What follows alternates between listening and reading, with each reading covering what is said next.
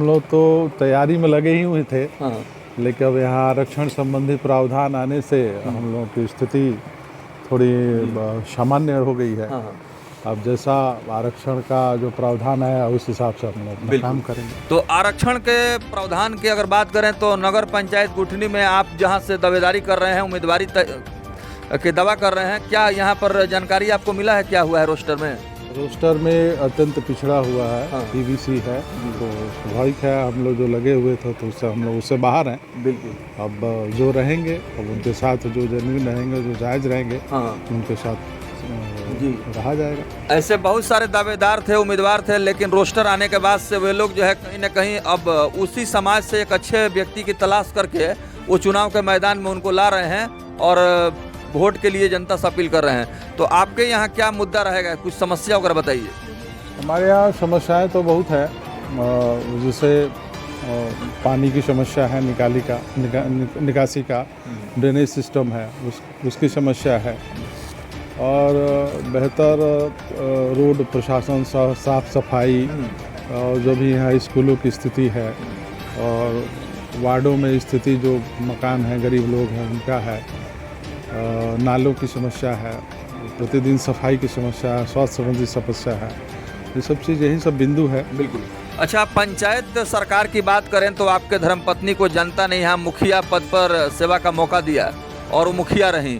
तो उस बार का जो चुनाव हुआ था उसमें भी बहुत सारे उम्मीदवार थे, लेकिन आपके चेहरे पर मोहर लगा और आपको मौका मिला। तो आप अपने कार्यकाल में जो कुछ काम किए हैं और आपका जो व्यवहार रहा है उसी आधार पर जनता के बीच जाएंगे क्या? अब तो ये रोस्टर में आरक्षण आ गया है, अब हम अपना काम किए हैं, दूसरे का तो कुछ कह नहीं सकते हैं। हाँ। लेकिन जो रहेगा ठीक उसके साथ रहा जाएगा। जी।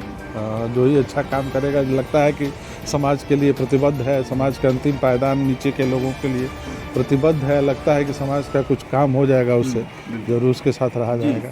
अच्छा, मेडिकल सेवा से आप जुड़े हैं, बहुत दिनों से इस क्षेत्र में कार्य कर रहे हैं और मेडिकल प्रोफेशन में आपने बहुत सारे लोगों का जो है कल्याण किया और कर भी रहे हैं।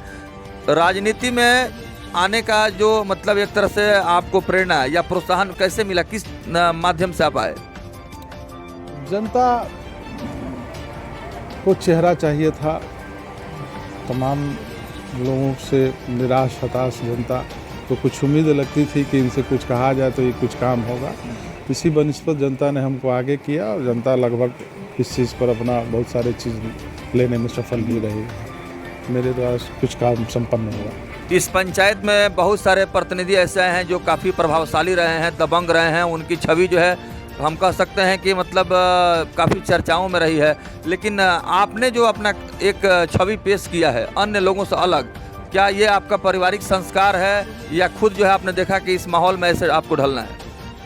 राजनीति बहुत कुछ सिखाती है। राजनीति में जब आप काम करिएगा तो बहुत सारे विषय सामने आते हैं जिसमें बहुत सारी अच्छाइयाँ भी होती है, उसको अपना के उस पर आगे बढ़ा जाता है। बिल्कुल। चलिए, लास्टली एक अपील करें, चूँकि चुनावी माहौल शुरू हो चुका है और आप सभी जो है इस पर मंथन कर रहे हैं, विचार कर रहे हैं, एक उम्मीदवार की तलाश कर रहे हैं जो बेहतर उम्मीदवार हो, जिसको आप सभी उम्मीदवार बनाएंगे और सभी लोग ऐसा कर भी रहे हैं, तो क्या कहेंगे? जो एक मिनट थोड़ा इसको काट दीजिए। जी जी जी, जो उसमें जो है लोग मतलब ये सुनिश्चित कर रहे हैं कि किसी ऐसे व्यक्ति को जो उस समाज का सबसे अच्छा व्यक्ति हो, साफ सुथरा छवि हो और व्यवहार कुशल व्यक्ति हो, उसको उम्मीदवार बनाया जाए। इसी तरह से सभी लोग अपना तलाश करके एक एक उम्मीदवार को ला रहे हैं। सिर्फ नगर पंचायत गुठनी की बात नहीं है, बल्कि पूरे बिहार की यही स्थिति है। तो ऐसे में आपकी क्या कोशिश रहेगी, किस तरह का व्यक्ति की आप जो है यहाँ पर तलाश करेंगे? देखिए, जनता मालिक है। हाँ। और जनता के ही हम लोग द्वारा निर्मित प्रतिनिधि होते हैं। हाँ। अब जो जनता जिस तरह का निर्माण करेगी, जनता जिस तरह के प्रतिनिधि को पसंद करेगी और समाज में कोई विकल्प नहीं रहेगा, जो रहेगा, जो जनता जिसको आगे करेगी, जिसका जनता में समर्थन हो, अब हम लोग उसके साथ। बिल्कुल। चलिए, बहुत बहुत धन्यवाद, थैंक यू।